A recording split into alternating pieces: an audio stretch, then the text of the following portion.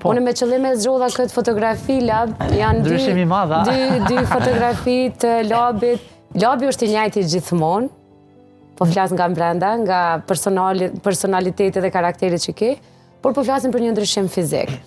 Ky ishte momenti i gjendjes kur ti vendose që okej, është koha që unë me ndryshu edhe fizikisht. Megjithse, për krejt shikuesit që po na ndjekin, ka qenë një kohë e paraqitjeve tua të para publike kur ti ke thonë unë jam kë dhe nuk do ndryshoj.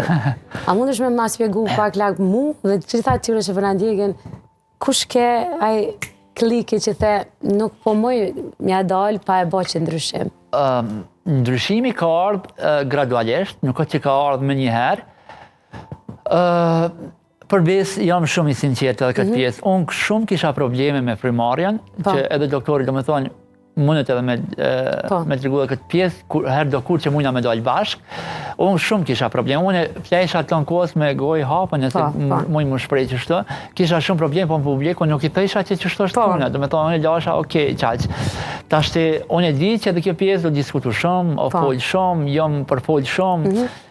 Po, më shumë se sa që unë ja du të mirën vetës, nuk e besoj që ja du në dikush tjetër. Kështu që është mirë kur njerëzit më shohin që okej, labi ka bën një ndryshim i vogël, shumë i vogël, por përshëndetjen ka qenë shumë i rëndësishëm.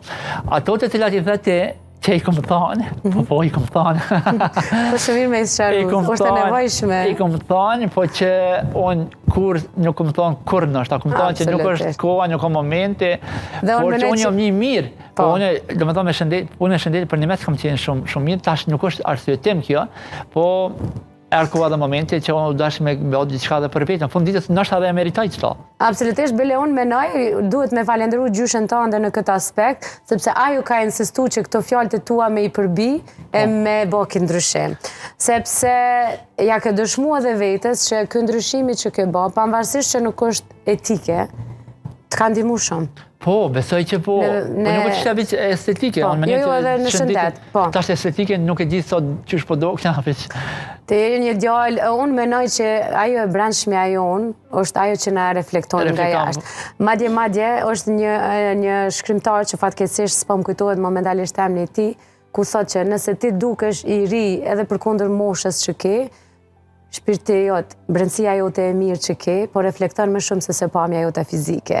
Kështu që asnjëherë mos e mendo se si po dukesh, reflektoje shpirtin tënd, pozitivitetin tënd, edhe gjithmonë do të japësh dashuri edhe energji motivuese për të tjerët siç e ke bë, sepse ti je bë shumë viral në media për shkak të shpirtit tënd që ke luftu shumë.